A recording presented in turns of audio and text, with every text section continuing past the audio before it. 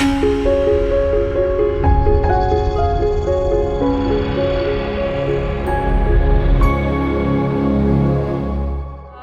ahead, our third speaker for the first session is Dr. R. Rangan.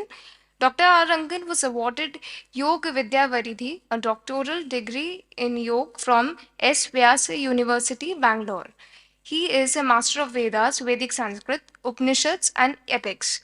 His main inspiration is Sri Ram, whom he calls as his friend, philosopher, and guide.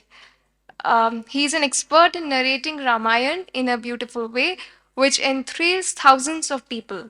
Dr. Rangan's admirers include scientists, sociologists, psychologists, spiritualists, and philanthropists, and all of us at Indus University. Dr. Rangan is the founder or president of Web of Life Makers, which spreads the values of Vedas and usage of Vedic values in everyday life. With these words, I invite you, sir, to let us know your insights on the subject. ज्ञानेन आकाशकल्पेन धर्मान् गगनोपमान् ज्ञेया भेदेन सम्बुद्धः तं वन्दे द्विपदां वरम्. Respected aspirants of nature, my humble pranams to all of you. Among the various practices and rituals of our Indian culture, the fire ritual, which we call as Yagna or we may call as Agnihotra or Agni Karya, is one of the oldest rituals. Rig Veda is the oldest available literature of Indian culture and in the world. The Veda starts with this ritual, Agni Mile Purohitam. The whole of the Veda, Rig, Yajus, Sama, all are getting resonated with this fire ritual. So let us explore few things regarding this. Even the Rig Veda says this is the prime ritual among all rituals. Shakamayam dhumam arat apashyam vishuvata parayena varena ukshanam prishnim apachanta viraha tani dharmani prathamanyasam. It's a beautiful mantra. First mandala, 164th sukta, 43rd mantra. Shakamayam dhumam means the smoke created from cow dung. I see this everywhere. Arat apashyam. I understand by this effect the cause. This is a seed of Nyaya Shastra. Dhumo jnanam vibhavasoho. Vishuvata parayena varena. So here the effect is smoke and cause is the ritual fire. By this, the great sages are culturing the mother earth. Here Prishni is earth. Prishnim apachanta viraha. They are culturing the mother earth. These are the prime dharmas. Tani dharmani prathamani asanna. Interestingly, that which we find Tani dharmani prathamani asanna in the first mandala of Rig Veda is again repeated in the 10th mandala for some other thing. Tani dharmani prathamani asanna is for cosmic creation, which indicates that cosmic creation has something to do with this simple fire ritual. So this fire ritual includes cow dung from a deshi cow and its a smoke, and also the fire sticks and oblation, ghee or clarified butter, so on and so forth.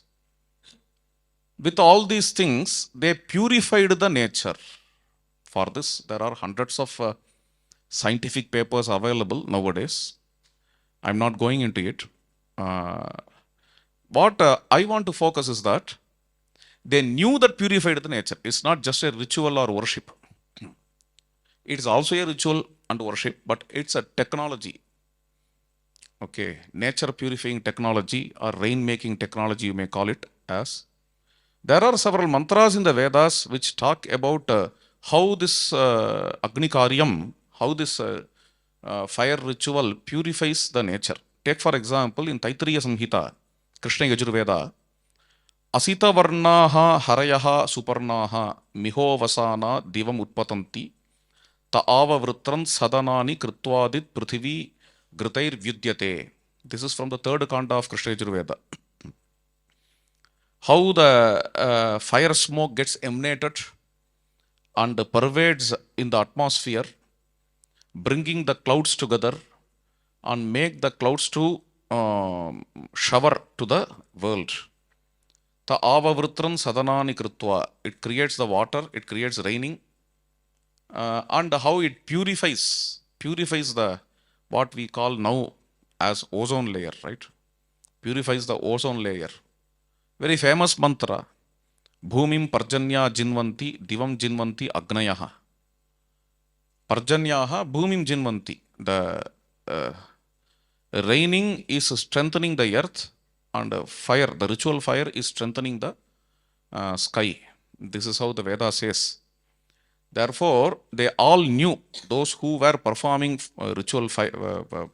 this fire rituals, they all knew very well that they are purifying the nature through this. Now, let us see about some sociological aspects of this ritual. Even the word Yajna has three meanings. I don't want to go into all three meanings. One meaning, Sangatikarana, unifying the beings, unifying the concepts. Okay. Another meaning, as he said, Dana. Yaja Dane, Yaja Sangatikarane, Yaja Deva Pujayam. These are the three meanings. So, bringing together is a very interesting meaning. It includes caring, sharing. Yajna. First, long back, they all did this ritual. They had the attitude of purifying the nature. Then after that, after offering oblation to the ritual fire, the remain we may call prasada. On those days, it may be, is my guess, barbecue. Okay, from that ritual, they took and they offered it to, first of all, the guests, not to themselves. Somebody said, some scholar said here, in Maharashtra, they come out and see whether atithis are coming. And in fact, this is what we see almost, I think, throughout India. Okay, we come out and see whether atithis are coming, unexpected guests. Somebody translated atithi as unexpected guest. Okay, so they are coming. So that's very interesting. So first to the ritual fire to purify the nature, and then to the guest who is coming to our house. That's very interesting. Then only, as a third thing, we consume. We are not immediately jumping. Here I wish to quote a shloka, a verse from Raghuvamsha. The cow Nandini, she was pleased with King Dilipa due to his service, and then Nandini cow says to Dilipa, "O king, you can have my milk." After a long time of service, she is pleased and she says, "Come on, milk me and have this milk." At that time, Dilipa, a very great emperor, he was not excited. He says to Nandini, only by having that milk or only by giving this milk to his wife, they are going to have a child. That is why they are serving this Nandini.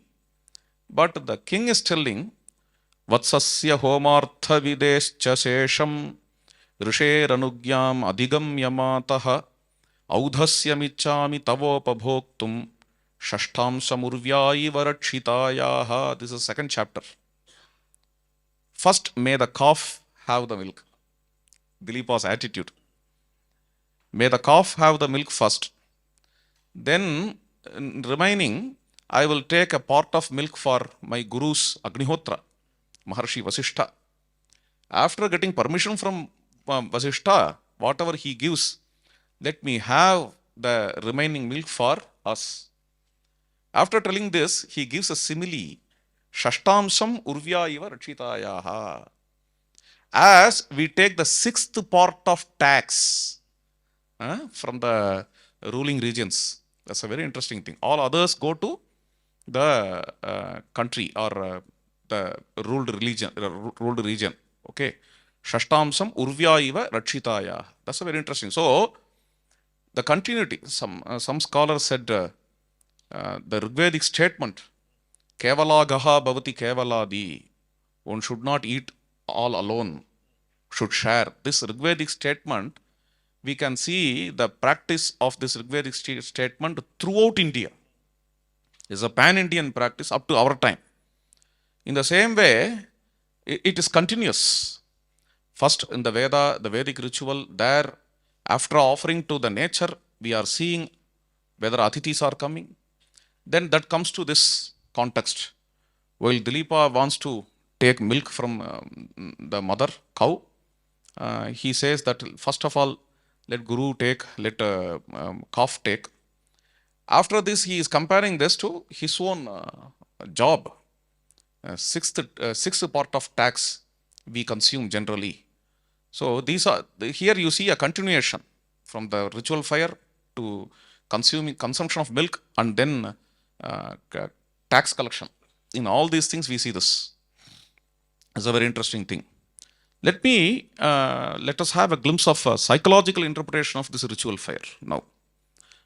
Because every god in the Rig Veda or in the Vedas has at least two meanings, one exoteric, another one esoteric. So the fire in the psychological realm, the fire is the passion, the will. This is what the Veda itself says. Even Shankaracharya is commenting in Ishavasya Upanishad, Krato Smara. There he comments Krato as passion or will. And Agni is described in the first sukta of Rig Veda as Kavikratu. Agnir hota kavikratuhu satyas chitrasravastamaha. That is how the Veda says. Kavikratu means the passion of the seer. Kavi means seer. Kavi in popular Sanskrit is poet, but in the Veda, Kavi means seer. So he is Agni Bhagavan is a seer. Sorry, Agni Bhagavan is the passion of seer. What can be the passion of seer? Who is seer? Seer is the one who sees beyond rag or dvesh. Seer is the he is the one who goes beyond strong attachment and strong hatred. So such a kind of seer, for him, what can be his passion? His passion is nothing but the universal welfare, passion of universal welfare, working for universal welfare, vision and mission behind universal welfare. And the ritual fire represents that throughout the Vedic literature. This is what we see. Growing the passion of universal welfare is the internal yajna. And based on this only, 5 Mahayagnas have come. You may be familiar with. 5 Mahayagnas, you may be knowing that. That is Deva Yajna, Pitru Yajna, Manushya Yajna, Brahma Yajna, Manushya Yajna, and finally Bhuta Yajna.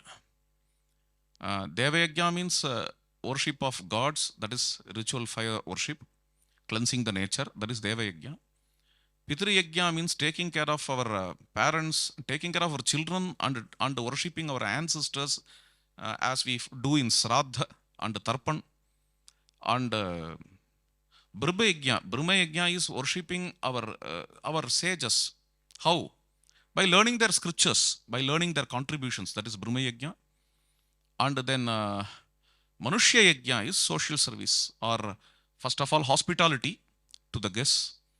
Okay, in this way the ritual fire is spread. The word Yajna is not narrowed. Yajna is taken to all these things. Manushya Yajna. Finally, Bhuta Yajna. Bhuta Yajna means all non-human species. Taking care of all non-human species. So let me conclude with a very interesting thing, what we find in Tamil Nadu. Hope that it is pan-Indian. While a mother is feeding a child, what she says, in Tamil, she says, Amma koruva, Appa koruva, Tata koruva. That's how she says. It means A portion for God, another portion for our ancestors, another portion for your father, another portion for mother, another portion for friends, another portion for crow, another portion for dog, and another portion for this baby. This is a simple song in Tamil. Okay, this shows the 5 Mahayagnas. Every mother in India is teaching her child Pancha Mahayagnas, 5 Mahayagnas in this way. Not only she is teaching, not just teaching, this child needs it, because the child is not opening his mouth if others are not eating. So in Sanskrit, dharma means nature. Okay, see the nature of the child. The child can eat only with others, and this is what we see. So that this Pancha Mahayajna is taught to the child. And what I feel is, with this Pancha Mahayajna, in Yajna, the whole Sanatana Dharma is inherent. And this Pancha Mahayajna can be the definition for Sanatana Dharma. And mother is teaching this Pancha Mahayajna to the child. This is what we see. Dhanyavada.